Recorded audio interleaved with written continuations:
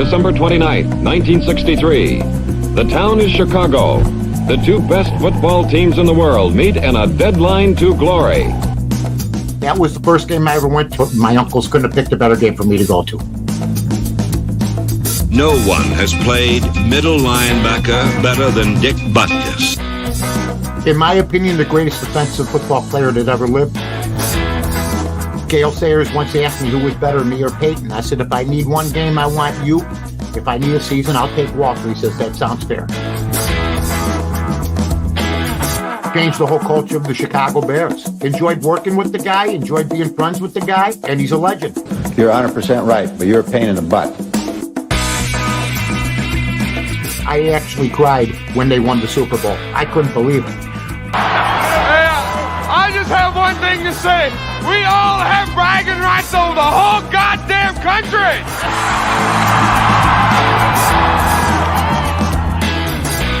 Lovie Smith was a heck of a coach. Now, I was not a Lovie Smith fan, but he made me a Lovie Smith fan. Matt Nagy sabotaged his career. Him and Trubisky had something good going. They made the playoffs twice in 4 years. He took his career, threw it in the dumpster, and now he's getting coffee for Andy Reid. I like the Bears for third place this year, but surprise us. 5 to 6 teams a year that make the playoffs are new teams that didn't make it the year before. Hopefully they'll be one of them.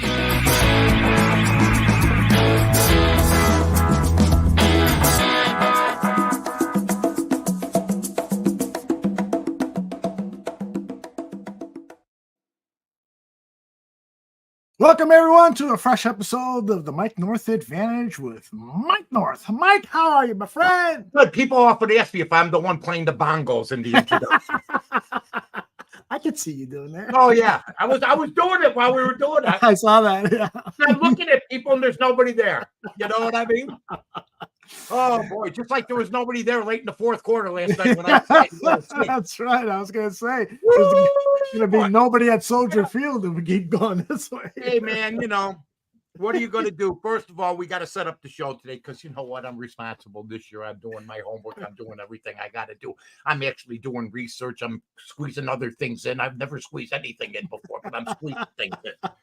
We're going to play Talking Bear Down right off the bat coming up. And then we got, what was said? What did you say? Well, huh? And then we got rest of them. And then can I pick more than my nose? Well, first of all, how you doing, Tooch? I love Tooch. Last week I had San Francisco, so we're 2-1 for the season. Week before we were 1-1. Make sure you check in on Friday nights for the odds couple, folks. I was 3-0 with the odds couple this week. I had Cleveland, I had Cincinnati, I had the Raiders in an upset. So I have a game left for all you people. It's going to win again tonight. I'm on fire right now. It's a good start. Get a rhythm going when you're handicapping stuff like that. Rhythm that the Chicago Bears don't have right now. Played a pretty good football team. I was encouraged by some things, and I wasn't encouraged by other things. But the offensive line, Caleb Williams will be done by about the 10th game this year, either by injury or he'll be shell-shocked or he'll be at a loss of confidence. It happens. It happened to Fields. It happened to Mitch at the end. Cutler was struggling at the end. You come to the Chicago Bears as a highly touted guy, your chances of survival are maybe 30%. I would say on other teams, 50, 60, 70 with the people that you have around. People are going to go, what do you mean by that? I go, well, my God, Green Bay put in a quarterback that's like 3 years old yesterday or 3 weeks old, Malik Willis, and they win a football game because they know how to develop a football team and a football quarterback. I had said last week on my odds couple show, and I think I might have said it here on the bar room on the Mike North Advantage, brought to you by, and we might as well go to it right now. Yeah, Raul Jewelers, ladies and gentlemen. You can't miss it. I mean, you can see the lights. You think it's O'Hare. You think it's like the landing lights. No, it's right there on Barrington Road. It's the sparkles from the diamonds going through the glass that you can see from miles away.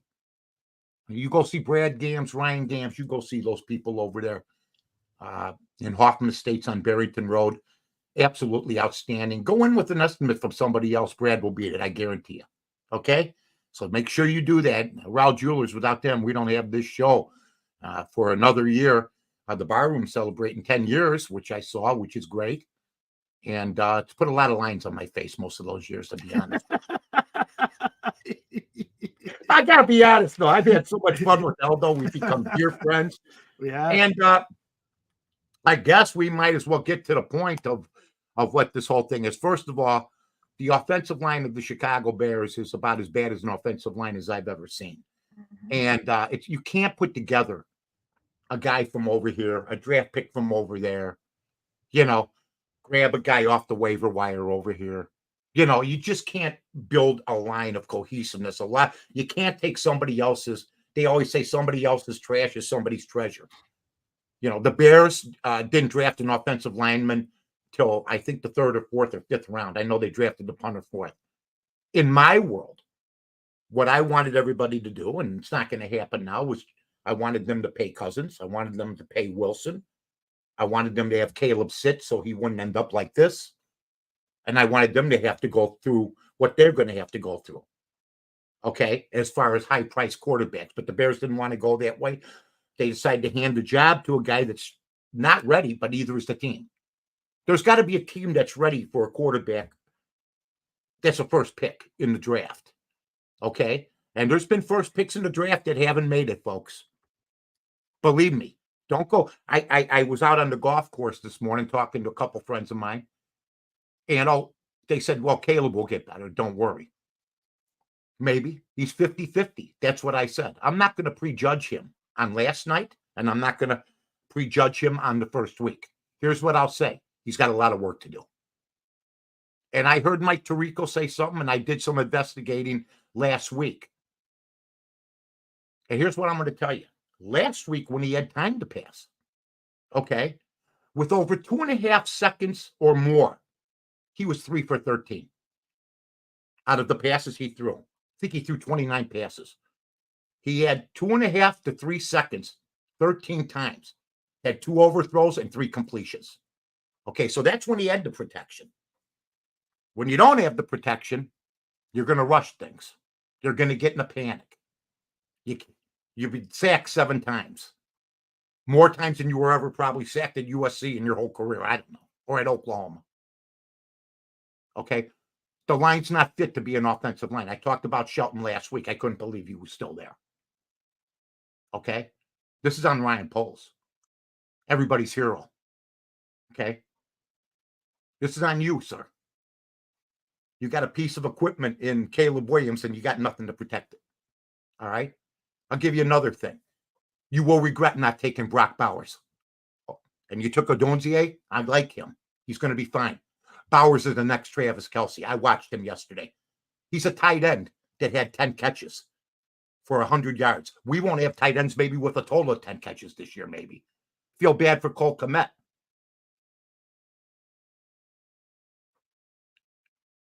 And the line is the responsibility of the general manager and the head coach, period. Plus, your running back room is atrocious. Is atrocious. That's on Ryan Post, too. You got rid of David Montgomery. You wanted to replace him with that. A running back by committee? What'd they gain? 25, 30 yards all night? That's ridiculous. There's teams running. The Pittsburgh Steelers ran for 180 yards yesterday. Okay? Don't think that doesn't help Justin Fields. And Justin Fields had something to do with that. Okay? Don't get me wrong. And here's what I'm going to tell everybody straight up. I wasn't the biggest Justin Fields fan, but right now he's the better quarterback between him and Caleb Williams. And maybe last year too. I don't care how many games he won. He can run. He's tough. And he threw 6-7 passes yesterday, Justin Fields. He threw one pass that Eldo put out on the bar room. Of course, it was called back, but it was a beautiful pass. Okay. Then I see this gentleman, Daniel Jeremiah, say, don't worry, Caleb Williams is going to be all right. Then he shows the same type of pass. He goes, well, it was misthrown. Well, wait, why are you showing it for? You're trying to sell you're trying to sell Caleb Williams. And I've discussed you before with Aldo. I'm going to save you for my media thing. But you put up a pass from Caleb Williams that he says it's off the mark. I just discovered you last year, kid. I'm trying to like you. But I didn't understand that move at all. That being said, the Bear offense isn't an offense. It isn't. It's appalling. It's offensive to us. Now, when you're building an offensive line, I did some research. I know Aldo goes, look at you doing research. I just tell everybody, Jim McMahon. Aldo, can you look up when Jim McMahon was drafted? I believe it might have been 82 or 83, maybe. Let's see. Aldo will back. I forgot to get that because that's very important in this whole equation. Mm-hmm. Because the Bears back then, I heard Charlie Bevins today say, 82. Okay.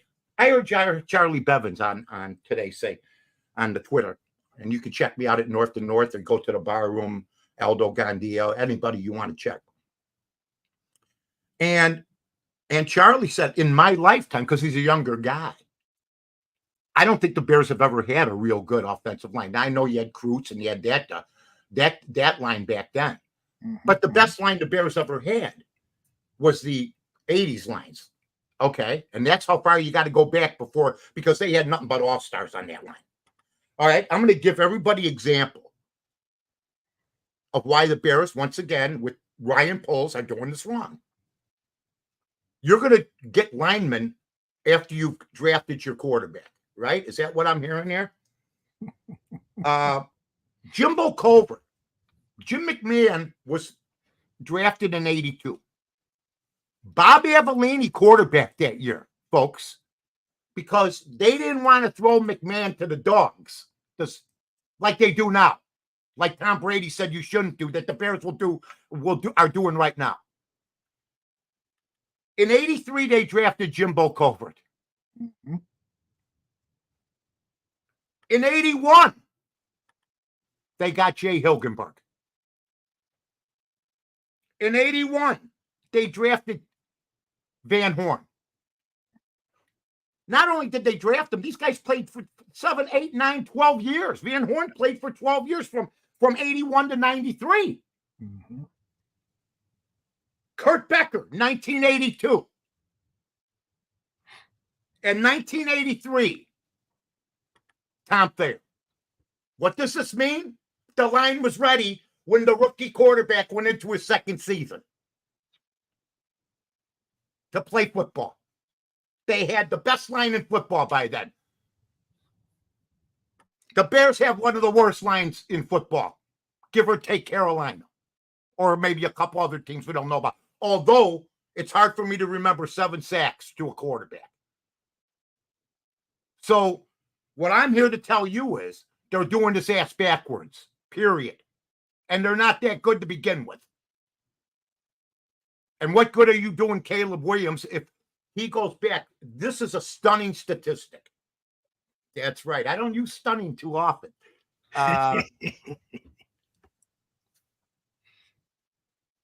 Caleb Williams, I heard Tirico last night, after knowing already, okay, that he had time last week, but wasn't getting any time this week. But Tirico said at USC, Caleb Williams had 3 to 3.5 seconds to pass every time he went back to pass. And I said, during the offseason, to anybody that would listen, that will never happen again when he gets to the pros. He'll never have that time. Just like Justin Fields didn't have that time from Ohio State to here. And he still doesn't have a lot of time. This is a different league, folks. You can't be playing around. But the stunner that I found out was 20% of the time, 1 out of every 5 passes at USC, where they played no defense in that horrible league, and that if you stand there for 4 seconds and you're a quarterback of his ability, you're going to pick it up. You're going to win a Heisman. 20% of the time. At USC, Caleb Williams had 4 to 5 seconds to pass. That's 2 plays in football. So now he gets here, and he has 2 seconds to pass. 2.5 to 3. Now, do I like the way the ball comes out of his hands? Absolutely.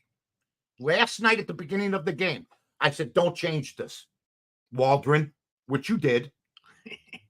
Don't change this.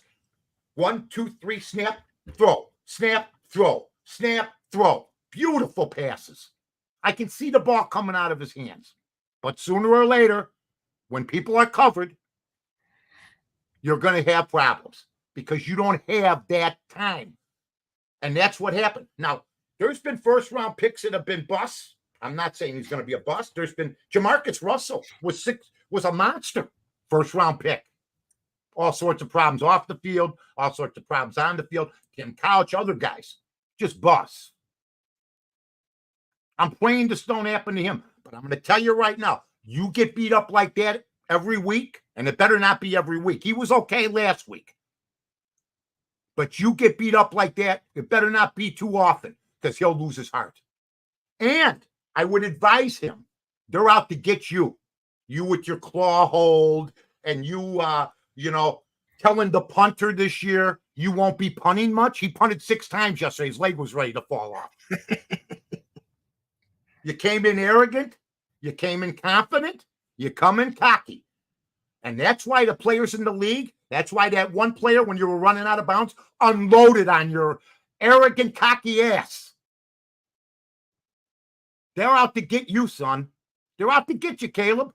So you better be ready because that was not a cheap shot. He was on the field, but he got blasted. And that was a message sender. You're not at USC. You do what you want. But we are the Houston Texans, and they got the one quarterback that is okay. Was okay yesterday. Their over-under's 9.5. And I can see why. The Bear defense played fantastic. I'm proud of them. You give up 19 points to that team, you're doing a great job. I love our special teams. I love our punter. I love our kicker. I hate our running back room. Our quarterback situation is in trouble right now, and our offensive line stinks. Cole Kmet is non-existent. Okay. And Moore was a possession receiver last night. So things will hopefully get better, but I'm supposed to give my opinion on what I saw last night. And what I saw last night was a competitive football team that if you give them some offense, should have won that game. And I'm going to be honest with everybody. If Mark Rippon's back there last night or Bajan, I don't know if they lose that game because you got experience. I believe Mark Rippon's the only guy or Bajan that's thrown a touchdown this year. Not Caleb. But he's the first-round pick, so let's push him in there, and maybe he'll be ruined by the 12th game because I've seen a lot of quarterbacks ruined. So that's my take on last night's game. I'm not going to beat up anybody badly. The offense was offensive. The defense I love, and I love our special teams. I think we got some things to look forward to, and you're going to go through some growing pains with this kid, but my one fear was, are we going to be as good with him as we are with Justin? We're with Justin Fields. I think we will. I think he's a better passer than Justin Fields, but he's a different type of quarterback, and Pittsburgh is reopened because of that, Aldo. First of all, I want to thank Hector Zambrano with a $5 donation to the bar room. And he writes, Jim McMahon didn't get his first 300-yard passing game until 1987 against John Elway and the Broncos. Mm-hmm. And I think what that does, Mike, his point here is you don't need Caleb Williams to pass for 300 yards. Agreed. And a perfect example of that is you mentioned it earlier in your opening comments is the Packers won with a brand new quarterback who was picked up just 2 weeks ago. How did they win that game? They ran the ball 53 times and threw the ball only 14 times. They knew Matt LaFleur totally gets it. You don't put that kind of pressure on a rookie quarterback or on a new quarterback. You got to win the line of scrimmage and run the ball. I sound like Doug Buffone. You're holding broadcasting. Well, I'll also say this. You're right. Caleb Williams in a close game shouldn't have thrown more than they ran. And that's what they did last night. And they did it the week before. Exactly. And then I'm seeing play calling like the week before when he called 3 pass plays within the 15-yard lines. Are you out to showcase him? Or you out to win football games, Shane? And I'm not going to blame. Tom Waddle brought up a great point this week. There's 3 things in Chicago we complain about: death, taxes, and the Bear offensive coordinator. which was absolutely right on. We're not blaming them, because I got news for everybody. I watched Luke Getsy win yesterday against the Ravens. Okay? I watched Luke Getsy win against the Ravens and do a damn good job. You beat the Ravens, then you're 8.5-point underdogs. We never get those. We never win those games. That's right. So the nonsense is that we have a big problem on offense, man. We have a quarterback that does not know what he's doing yet. I think there's some culture shock. The running back room pisses me off. Now, let me ask everybody this. And we have the 4th best quarterback in the 4th best team. I'm sorry, I say in the open, we went for 3rd. We're going to be in last. We're going to be in last. Green Bay, Detroit, and Minnesota. Sam Darnold, you give a guy a line and some receivers, okay, and all of a sudden he turns into Mitch Trubisky in 2018 and 2020. I always like to throw in Mitch once a show. But who's happier? The Bear players today, or Roquan Smith, who we got rid of, who's in Baltimore? David Montgomery, who we got rid of, who's in Detroit? Mitch Trubisky, who we got rid of, who's in Buffalo? You want me to go on? Mm-hmm. There's players all over the place that are better off. And I am shocked by the offensive line play last night. But I'm shocked by the total offensive not play calling, just the whole group of guys. They have no cohesiveness. And that's the way you build the line. And thank you, Jay, is what Jim Finks and Jerry Venisi did back in the day. You build your line, then you bring your quarterback. Here's another thing Poles did wrong. Poles, when was asked about Caleb Williams, said, he's ours. We're not doing anything. Stupid. You ever do business? What do you got? What are you going to offer me? You automatically, with 5 quarterbacks, with guys like J.J. McCarthy, with Michael Penix, with Jaden Daniels. I mean, with all these quarterbacks out there, you said Caleb Williams was far and away better than the rest. So when you said that, everybody shut it down. But nobody complained. Nobody. Okay, we can't get Caleb Williams. We'll take Jaden Daniels and win. Or we'll take J.J. McCarthy or Michael Penix. When you took him off, in other words, somebody might have come up and said, listen, we're a quarterback away. We got the whole roster. Maybe Atlanta comes up and says, we'll give you 2 first-round picks, 1 this year, 1 next year. Maybe somebody else comes up and says, for Caleb Williams. But you know what Poles did? No, he's far and away better than anybody else.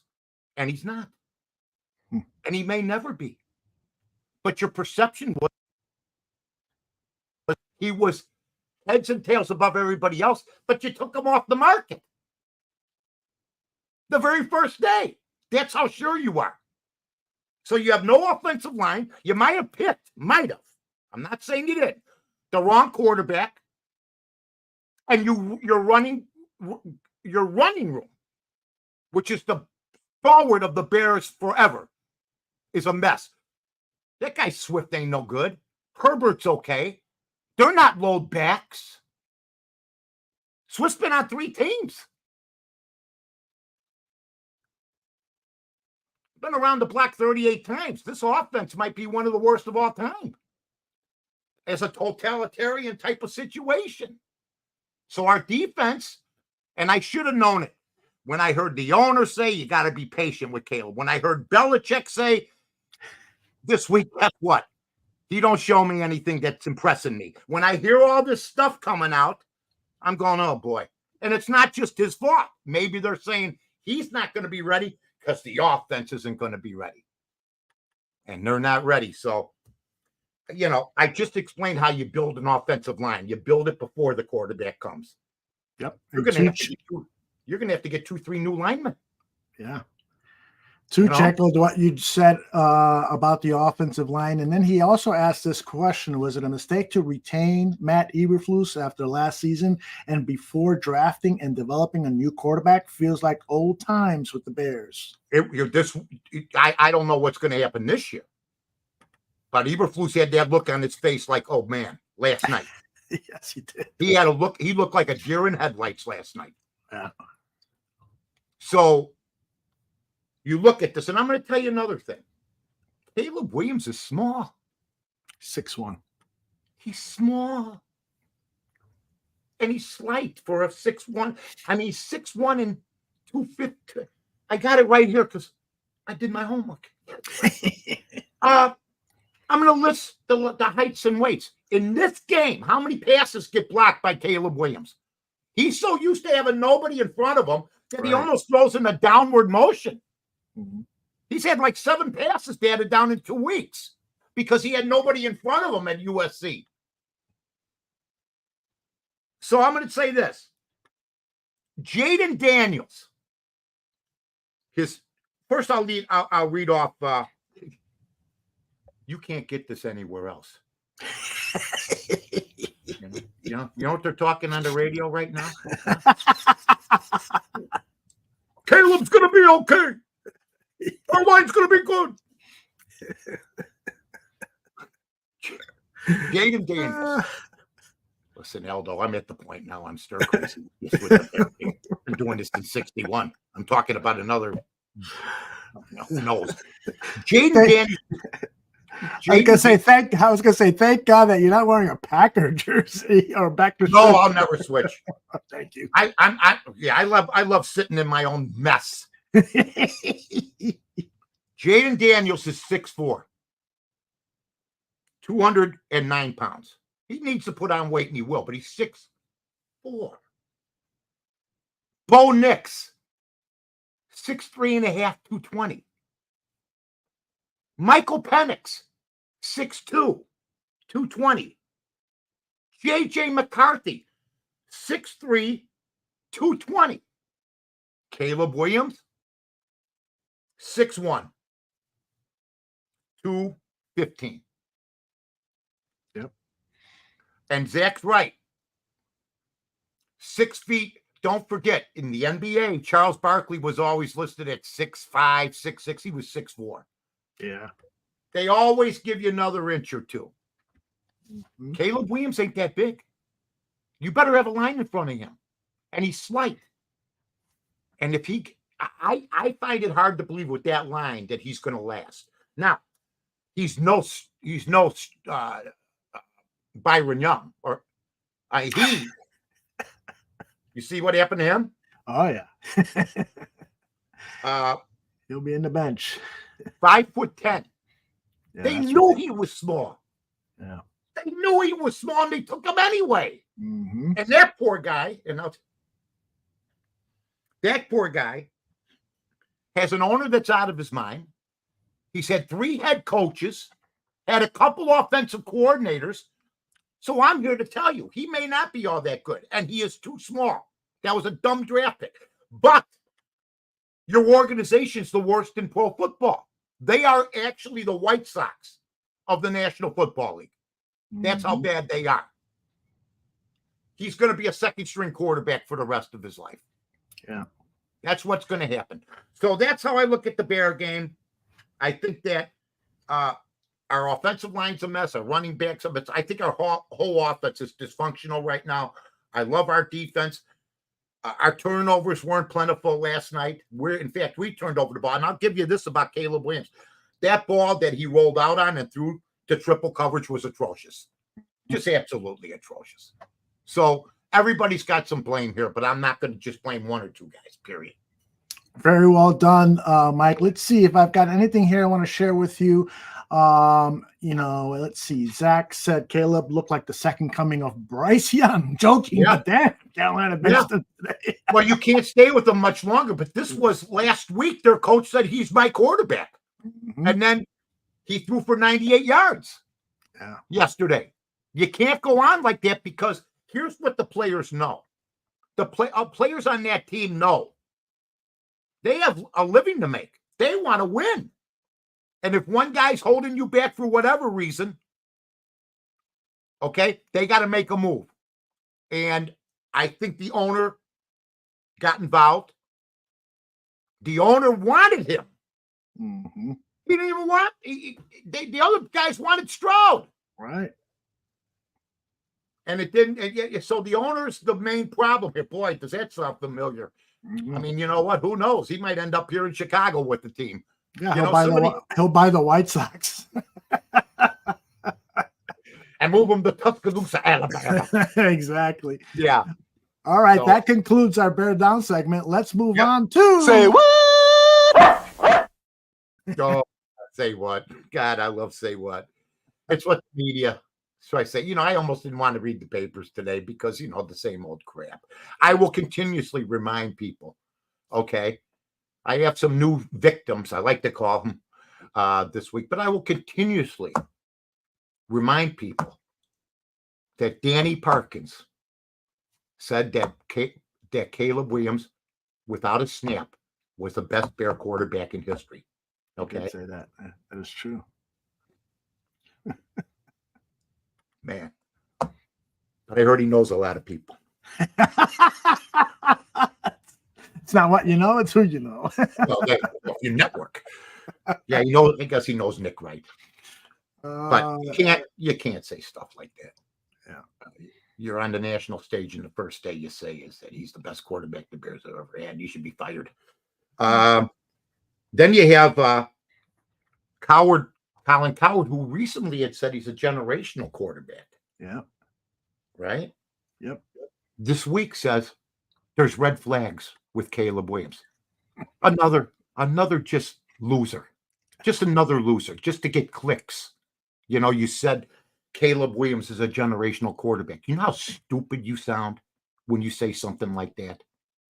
And you think because you make all this money and everything else, I made a lot of money, but I never made a damn fool of myself. Well, I did, but not that much. I wouldn't say something stupid before a guy takes a snap or, seriously, you got to be kidding me. Now you're seeing red flags. And my guy, all these people had him as the second coming. I've seen generational quarterbacks, folks, Terry Bradshaw, Peyton Manning, guys like that. Tremendous players. You knew. I mean, Mahomes' first game was outstanding, yet I hear people comparing Caleb to him and to Jordan a lot. You're not doing the kid any credit. Leave him alone. And he's going to learn. Low-key it now. Yeah. Low-key it. And let's see what can happen here. We got another week. Houston's a damn great defensive football team. Their secondary is tough. They play great defense. Let's see what happens next week. Indeed. And then you have Michelle Beadle today. Ooh. On Mad Dog Radio. She's still around? Yeah, that's right. She's still around. God bless her. Her and her partner, I don't know who he was. They're not bad. I feel sorry for Bryce Young. He never had a chance over there. And they're right for some of the reasons I stated. Sure. I feel sorry for the fans. I feel sorry for the season ticket holders. Okay? That they're stuck with that situation, Michelle. And I understand. Bryce Young made some money. And he's going to continue to make money. Millions. Mm-hmm. If he plays his cards right. Okay? I don't feel sorry for football players. anymore, or any athletes. Okay? Because I live in a town where, the big headline is a bust out is going to come back for 12 games like Yohan Moncada of the White Sox and bust out for 12 more games. Okay? That's where I live. Why would you even bring a loser like that back? Why? For 12 games to play in front of 10 people. So that's another situation I wasn't happy about. And I brought up Tariqa. Tariqa was on it. Oh, and Collingsworth. Oh, my God. The ass kissing for Caleb in the first 5 minutes last night. Absolutely horrendous and embarrassing. You're just an embarrassment. You didn't know the overtime rule the first week. Okay, well, I don't know. When are they going to kick the field goal to end this game? And then somebody had to tell them there's no rules. That you kick the field goal, but the other team gets the ball now. It's not like the old days. You have it literally 20, 30, 40 people on the broadcast. And you can't, during a commercial before the overtime, ask somebody about it? Or your director or producer doesn't say something unless they didn't know the rules? And then I got to hear you talk about Caleb Williams. And maybe this is why Aldo said your damn site is going down. We're not as popular as it used to be last week. I don't read the garbage. But the way you talked about him, I thought you were talking about Mahomes last night, my friend. Absolutely slobbering over Caleb Williams. Why you got Stroud on the same field? Okay? So you want to prove yourself right. Let things happen, Chris. You're lazy. You've lost your fastball. You don't even know what the rules are. And you're making $12 million a year? Come on, man. Come on. You make the big money. You got to come through. Big time. So, and I didn't read the Chicago papers today. I didn't want to hear it because, and I noticed everybody's quiet today, on the Western Front for Bear folks, the Bear podcast people, everybody for the most part is like, oh God, here we go again. And that's what it looks like right now. Yeah. Well, I think that everyone should be quiet. Yes. What happened last night was nothing to talk about. Let's just forget it. What was your impression? What was your impression of last night? Because I don't think I was that far off today. I think I've been pretty even-handed. I'm not going to blast them like I did Fields. And by the way, I'm happy for Justin Fields. I'm happy for Sam Darnold. I was happy for Jim Plunkett. I was happy for Steve Young. All these guys that are thrown in the trash bin that all of a sudden get a new location that end up doing well. Right. Okay. You got to have some surroundings. And that's what I feel bad about Williams. He's got nothing around him. Nothing except a couple receivers. And Cole. How many catches does Cole have? Oh my goodness. I didn't even see him last night. He's not happy about the situation. Now he did meet with the media today and he was asked, how can you fix this? What's going on with this team? And this is what he said. I always think it always starts with running the football. Every offense, the number one goal is to run the football effectively. So I think it always starts there. And he's absolutely right. Yep. Boom, right at Shane Waldron. Just took a shot at that boy. I'll give you another thing too. I love Cole Kmet. I do. He's a hard-nosed player. But he's going through different quarterbacks and everything else. It's an adjustment. And it's going to make their play suffer, which cuts down on their value. Now, I saw Brock Bowers. The Bears maybe could have pulled a trade. Who knows? But I said, the Raiders got a tight end. They used two of them. They got Michael Mayer of Notre Dame and Brock Bowers. Awesome. And they're both studs. Yep. So I said, at the time, Cole Kmet, Brock Bowers, I watched him yesterday. Brock Bowers literally dragged 4 Ravens into the end zone with him. He was carrying 4 guys like the old days, like John Mackey or Ditka. So I don't know how he even dropped that low. He went 10th or 11th or something. Yeah, I think it was absolutely outstanding. So Cole's right, and Cole took a shot right there, and I agree. So you run the football. And I was on Visson last night or yesterday afternoon, with Dave Ross and Jeff Schwartz. And they said, how would you win this football game? I said, I'd keep Stroud off the field. I'd pass occasionally, short passes, keep running the ball. Try to wear out their defense, do something like that. Because if you try to pass more than run, you're going to lose. Now, they did cover the spread with some people at 6.5. I had a push in that game at 6. So I think there's some light at the end of the tunnel. At least 2 of our 3 units are solid, in my opinion. But the most important one is the one we can't get past, and we've never been able to get past except for a few years with Mitch, a few years with McMahon, a few years with Harbaugh, a year maybe with Fields. It's no good. You can't be getting new quarterbacks every 3 years. And you can't put a green quarterback who's only in his second game, and expect miracles. And I looked at it like that last night. So that's just the way I looked at it. That's why I'm taking it easy on Caleb. And in a way, I hate to sound like Michelle Beadle, he hasn't even begun to feel what he's going to feel. Yeah. I mean, that hit out of bounds, I guarantee you he never took a hit that hard in college. Yeah. Well, there was what's going on, brother? We got issues again. What else is there? Exactly. There was a look. Same issues. There was a look on Caleb's face last night that he looked like he was shell shocked. Oh yeah. Yeah. He's been a quarterback since he was 4 or 5 years old. The little mothers at the beginning and all this. He's been competitive. First of all, he's been the chosen one since he was 5, 6 years old. It's been hands off, praise all the time. Great play, no doubt about it. But he was treated harshly last night, harsher than he's ever been treated on a football field. And when you're not used to it, it starts to grind on you. Indeed. It starts to grind on you.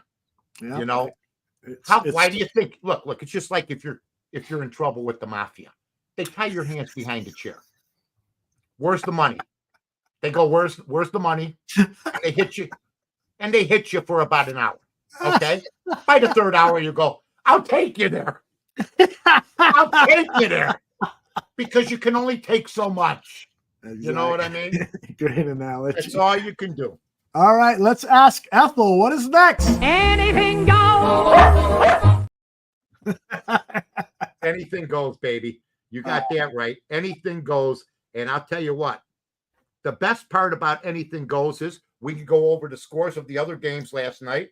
Yeah, what happened? I'm going to get them. And I'll give my impressions because I watched every game. Awesome. Because I do my homework. NFL scoreboard. Oh, I almost forgot something. Okay. I almost forgot something on the media. Okay. Let me see if I could find this guy. Because this guy made a comment today to Greg Braggs. And I like Greg a lot, you know. And Greg's a gentleman, you know what I mean? Greg is a gentleman, a great guy. Yeah, great guy and everything else. And some guy from, I'm trying to find it. I can't find it right now, but I'll look it up during he made a comment about being a talk show host. Everybody can talk sports. How come hardly anybody does? Anybody can do what you do. That's ridiculous. Yeah, well, I didn't know exactly how to approach him. So I thought I'd save him for the show, okay? But I can't find it right now, so he may be saved because I thought it was sort of a rude thing to say. He's from the Athletic, okay? Athletic Nation. Look up Athletic Nation on Twitter, Al. What was it in response to something Greg said? Greg Braggs, yeah. Greg, no, he said something and then Greg answered him. Yeah, it's easier or something like that. Just because he's a class guy and he didn't want to get in no argument or something like that. You know what I mean? Yeah. And it was a response to Greg's. Athletic Nation is the Twitter. Okay. We went through this last week. We couldn't find anything. We went through it last week, just like we can. I'm just going to look one more minute here. All right. And if I find it. I found somebody named Dennis Moganin who. Yes. I think that might be him. Yeah. Well, testing. Let's see. Anyway, let's go to anything goes, okay? And we'll get to that one later. Okay. NFL scoreboard, ESPN.com. All right, the NFL scoreboard brought to you by Raul Jewelers. That's right. Right, yes. They are the best. Don't forget about it, folks. All right. Now, if you look at what happened in week 2, we got the Falcons and the Eagles tonight, folks. That's fine. The surprise team, a team that's going to make the playoffs, and this tells you what can happen in a short amount of time. The Saints last night, 44-19. Oh, my God. Jerry Jones going, what the hell happened? We signed Dak for $240 million. What the hell happened? And the Saints win 44-19. Dennis Allen, who was considered by many to be the first on the hot seat, may be your coach of the year and may make the playoffs. That's how things can change. Kamara goes berserk, scores 4 touchdowns, loses his mind. He's got to stay on the field. If he stays on the field, they're going to have a good year. And it was a statement game. And if you're Jerry Jones, you just gave that kind of money and you scored 19 points versus the Saints and they put up 44 at Dallas. That's brutal. This was sweet. I sort of like the Lions, but I didn't do nothing with this. Baker Mayfield, another, and we haven't even talked about this. If you're going to draft guys, bring Lincoln Riley with you. Baker Mayfield, Caleb Williams, Jack White. If this Lincoln Riley will get you a Heisman or make you close and make you a great quarterback no matter who you are. But Caleb Williams looks over there now, and you don't see Lincoln Riley. Baker Mayfield, early in his career, looked over there. He didn't see Lincoln Riley. But there's nobody that gets college quarterbacks ready better than Lincoln Riley. Look what they're doing now at USC. That guy Moss, I should have thought something last year. I brought it up to Aldo. Boy, Caleb Williams, he sits out the bowl games, and this kid threw 6 touchdowns. And that's another worrisome thing. They replaced him already. How do you replace a generational quarterback in 1 year? All right, then you have the Packers. I love this story. They were laughing at Malik Willis. And get off this quarterback from the Colts. He's a hit or miss guy. He's never going to be anything special. Anthony Richardson. Yeah. He's never going to be anything special. He hits his long passes better than his short passes. Mm-hmm. He's a hell of an athlete. They all are. Like Collinsworth said last night in one of his brighter moments, which are dim. Collinsworth's like an Obama bulb. See, Maniscalco went to somebody's house. Sebastian Maniscalco went to somebody's house. And the guy goes, yeah, I got all up-to-date stuff, and I got all the new bulbs, the Obama bulbs. And Maniscalco said to him, I can't see you. I can't see you. And that's what I see with Anthony Richardson. You know what I mean? And then you have the Jets play the Titans. The Jets, another stupid. The Bears should be 0-2. Mm-hmm. The worst quarterback in football is not Caleb. Maybe it might be this guy, Levis. Yeah. Oh my God, his coach is walking down the sidelines, and I saw it on social media. What I can read. I've had this done to me many times. Mm-hmm. I don't have to say it out loud. Everybody's going to know what I'm saying. It's been said to me numerous times in the past 70 years.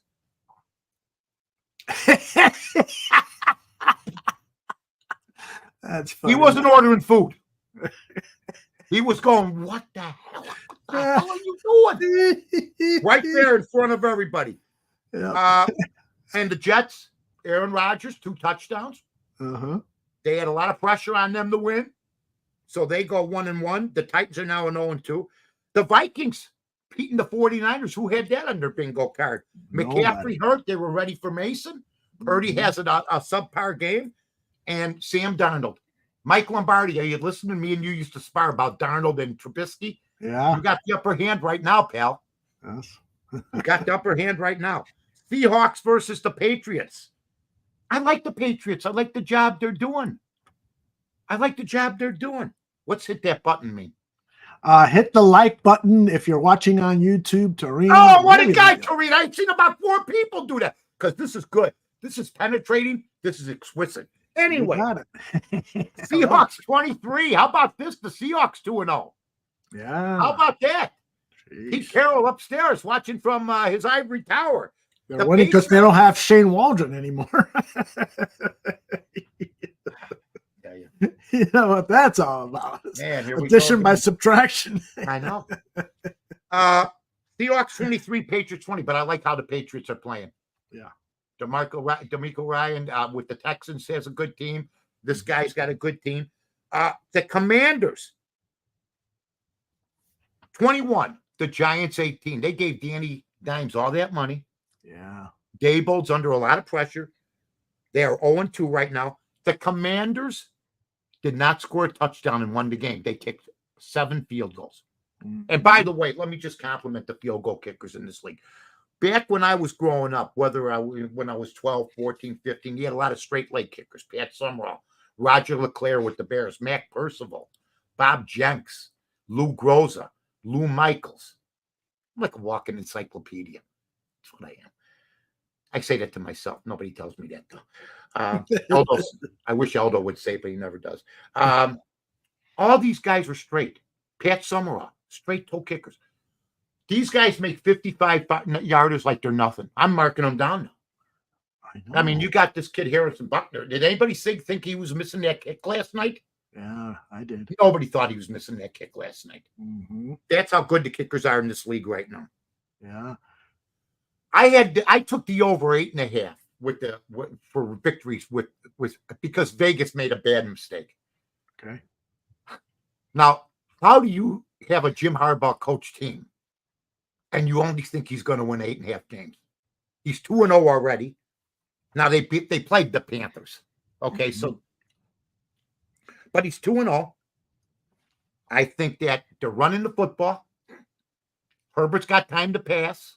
Mm-hmm. You know, he's not slinging the ball 40 times. And they got a coach that knows how to bring himself down. I know Jimmy well. Knows how to bring himself down to the level of his players, hitting their pads, having fun with them before the game, joking around with them in the huddle. Who's got it better than us? His coaching and his outlook on life, when he combines them, are second to none. Yep. He's not a grab your face mask guy, even though he had his grabbed by Ditka in one of the most famous Monday night games ever. Yeah. I mean, he can be stern, but you don't see that too much anymore. And Jimmy can roll if he wants to, but he's got a good head on his shoulders. You can tell he comes from a coach's family. I don't know why I didn't realize one day he would be a coach. I mean, I couldn't believe it when it happened, but then I should have known. His brother blew the game yesterday. His brother's got the 1 Super Bowl. I don't know if they'll ever do another. Lamar Jackson's got all sorts of pressure on him. Okay. So Jimmy's doing a great job. The Browns come back. I had this game big.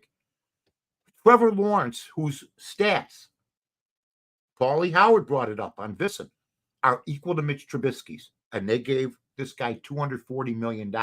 They gave him $10 million more a year than they had to, I heard. And they're going to have buyer's remorse. He was tied with Justin Fields last year with fumbles. Mm-hmm. Okay? So I believe Trevor Lawrence, to get that money, was a huge mistake by Jacksonville. And Minshew was their quarterback at one time. And I'm watching him at Las Vegas getting the job done. I mean, it's been fun the first 2 weeks of football. Don't get me wrong. I mean, the Raiders beating the Ravens was great. Here was a surprise, but I had them last week, and I had them this week. Arizona. Oh, yes. 41. The Rams, 10. Uh-huh. And I'm going to I had this talk with Luke Pregandi from Prop Swap and Carmen DeFalco about 3 weeks ago. How come nobody's betting Marvin Harrison for Rookie of the Year? How come it's just the quarterbacks? He's plus 700.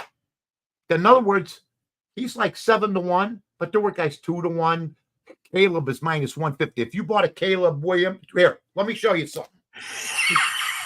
Here. Here he goes. You bought a ticket for $100. What are you going to do with that ticket? There it is. You're terrible. This is him being nice to Caleb. I am. But I mean, you can't he's not going to get Rookie of the Year. He was You had to bet 150 to win 100 for him. Like he's Johnny frickin' Unitas. Like he's Bart frickin' Starr. Like he's Terry frickin' Bradshaw. Like he's Peyton frickin' Manning. Like he's Tom frickin' Brady. None of these guys are those guys. Don't forget, Peyton Manning spent how many years in college? They all stick. Tom Brady was like, I think he's 4 years. They're all 4-year guys. Bradshaw, all these guys. Aikman. Oh no! I can't take it no more. I finally burnt out at the age of 6. I just had a birthday, by the way. 72. Nice, happy birthday! 72. Yeah, baby. 72. See this one line going across my head? Right there. The one that starts, that's from the Bears my whole life. There was no line there until I started going to the Bear games. And it's jutting down towards my one eye now. All right. All right. I'm happy for Justin Fields. I gave him the beating he deserved. A lot of people were easy on him, I thought, but I was happy for him. That pass he threw was great, but they only scored 13 points. But that don't matter. He threw, like last week, I'm going to tell you, he threw 5-6 big passes last week. He did what he had to do this week. So good for him. 13-6. Mike, I want to remind our viewers that last year, towards the end of the last season, you said keep Justin Fields, don't draft Caleb Williams, trade that number 1 overall draft pick. You can get offensive linemen and so forth. I said you can get I wanted Marvin Harrison. Yeah, the first pick. That's right. I wanted Marvin Harrison the first pick of the draft. I didn't want Caleb Williams because the Bears don't know how to develop a quarterback, and we're going to go through hell again. I thought but then again, and you know what? The problem being is who was going to throw to Marvin, to Marvin Harrison? Who was going to throw to him? Who knows? All I know is he's got a shot. He had 2 touchdowns, 130 yards. I mean, he was unbelievable yesterday. He just came out. Chiefs versus the Bengals, pass interference at the end. Patrick Mahomes just knows how to win. Just knows how to win. It was a legit call, right? A lot of fans are complaining. Are you kidding me? He went through the guy. It was a bad call. That ref had to throw that flag. He had to. I had the Bengals +5. I'm fine. Okay. But he had to throw that flag. He ran right through his back. You can't be doing that. Yeah. That's just like the people that thought Williams should have thrown a flag on that hit. It was late. No, it wasn't. He's inside the boundary. You are prey. Right. He won't do that again. He'll get out a little quicker. He was jogging, coming out the last step or two, just taking his time. I hope so. They're learning experiences. Exactly. This guy's in his second game. Yeah. I mean, that's how scary it is. Yeah. Right. Right. I mean, and I wonder where his head's at today. Yeah. Where is his head at today? So I know where his body is. It's in a big tub of ice. No doubt about it. We're back at square one. It's one of those deals where you just think that it's going to get better. I know everybody. I know many of the fans who are on Meatball Island want to see somebody do good right away. But it just doesn't happen that way, folks. It doesn't happen that way, except for Mahomes, maybe a couple other guys. And he sat his rookie season. Alex Smith was the quarterback. So he sat an entire season. Yeah, I mean, I don't get it. Yeah. We got to throw this guy in, ruin him, and then, like I said, we don't know where he's at today. So I hope he's able to play. Yeah, the Bears, well, you know what? They better draft linemen. They better be looking out there for linemen now. But, you go to the waiver wire and you got the same. But that kid Shelton can't play. Yeah. He's getting blacked on it. He's getting pancaked, black, flying backwards. Mike, and in Cole Kmet's press conference, he didn't mention him by name, but he also threw Coleman Shelton under the bus. He said, we've got to fix up our cadence. We got to fix up, who's blocking who. And that's the center's job. You take that guy, you take that guy, you take that. And he was doing it wrong. And so there was all these misblocked assignments. So I encourage people to listen to Cole Kmet's press conference that happened today. We'll have more coverage of it over the week here. Well, I know Cole Kmet's been doing some media, okay, yeah, with Chicago sports, right? Right. It was a nice coup. Be careful, Cole. Starting to sound like somebody I know. And I haven't even been invited there. So, thank you, dude. So to me, I think that it's good that he said something, though. Yeah, I'm happy too. I'm happy he said something. We all saw it. There was some Twitter stuff that I want to read. Greg Braggs, I wouldn't have hired Waldron. I would have hired Jim Harbaugh as head coach. Thank you. I wouldn't have kept Nate Davis on the roster. That being said, we're rolling with both of them now, especially with Bates injured. Maybe you can change out Davis for Pryor. But at the end of these guys just got to string games together and figure things out. Continuity is just as important, if not important, than talent. Firing guys and benching guys isn't always the fix. Well, no, nobody's asking for that. You bench yourself. You never get benched. Great point. You never get benched by the coach. The coach benches you. Yeah. And that's what I saw yesterday, because that's what bothered me when I look at that. Now it says here the Panthers are benching Bryce Young and will start Andy Dalton in week 3 versus the Raiders per the NFL Network. That's from Ari Melroth. The Red Rifle's back. I remember when he was going to lead the Bears to the Super Bowl, when he took Mitch's place. That was right after Colson, right before Fields, and just before that guy. I mean, you know what I'm saying, Aldo? I think that the Red Rifle will probably get hurt on the first play of the game, and here comes Bryce Young back. I mean, what's going to happen? I mean, the Red Rifle, is that still going to be his nickname? No. What is it? The red popgun? But you know what? Exactly. Let me ask you this, though, Aldo, because I wanted Cousins and Wilson last week. Yes, you did. Yes, you did. A veteran quarterback with what's surrounding them would not do any good right now with that line. No. It would not do any good with that line. No. That line is all-time bear bad. Right. That center is all-time bear bad center. Yeah. In my opinion. And I don't like to let him have it like that, but you got to let him have it. I mean, it's what everybody saw last night, period, end of story. I didn't want to do the show like this. I think I've been pretty calm compared to some people. I mean, there's people panicking already. I don't want to hear Caleb can't play. We'll find out. The thing I can't get out of my head, the first quarter, he was fine, I thought. And then things changed. Do you agree with Gypsy Mike, who says put in Tyson Bagent and the Bears will go 12-5?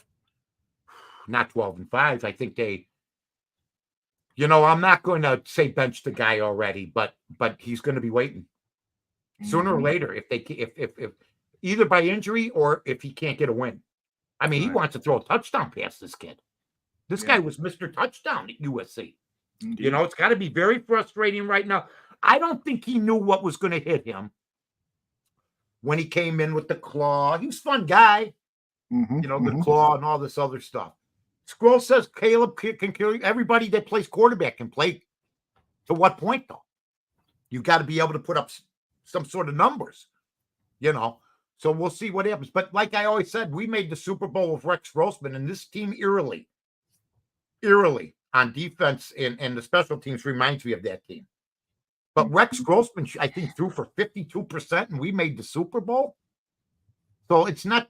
It's once in a lifetime that's going to happen. It's never going to happen again.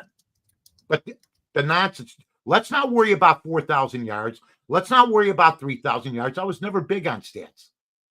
Because Cutler threw for hundreds, thousands of yards.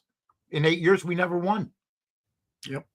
I mean, so that's just it. So that's it for me, my friend. Aldo, anything? Well, no. You got one last segment to do. Oh, did I forget Let me remind you that it goes.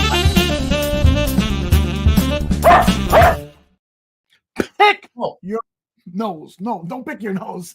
Make a pick for tonight's game. It's easy. This is point spread here up on the screen. Let me see if I can get it up there. Oh, don't want it like that. I want it like. Point spread is Falcons plus 5.5, Eagles minus 5.5. If you can get 6, I'd be happy if you can get 6. I took them at 6 already.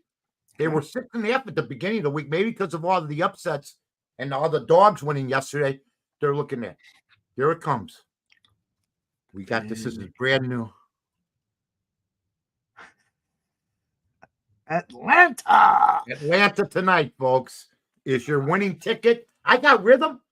That's right. I got that picking rhythm right now, folks. I'm doing good. And Atlanta looks good. Cousins needs a big game. He wasn't very mobile last week. Okay. Philadelphia, they want to keep rolling if they can. But I just think the points have been winning. The 2 biggest underdogs, week 1 and week 2. New England last week, Vegas this week, both 8.5-point dogs, 1 outright, folks. Nice. 1 outright. So, you know what? Atlanta's the pick for tonight, and that's going to be that's good. It's going to be. Oh, shut up. And it's going to be great. So, Aldo, I'm glad I didn't forget that. I want to thank Raul Julius. Please thank Raul Julius. I want to thank Raul Julius. I want to thank everybody for listening. Well, look at that. Comes right at you, doesn't it? I love that. 765-3000. 3001 Barrington Road, Hoffman Estates, 60192. RaulJewelers.com. Check it out. Go see him. The 3001 Barrington Road, right there in Hoffman Estates. Any parting words, my friend? Only that you were magnificent today. All this research. Holy cow, man. What are you doing? I might have lasted to my junior year of high school if I would have just put a little effort into it. That's right. That's hilarious. I love you, buddy. We had a great time. We had a great time. And on behalf of Aldo and me, I got a little red there. Got a little hot.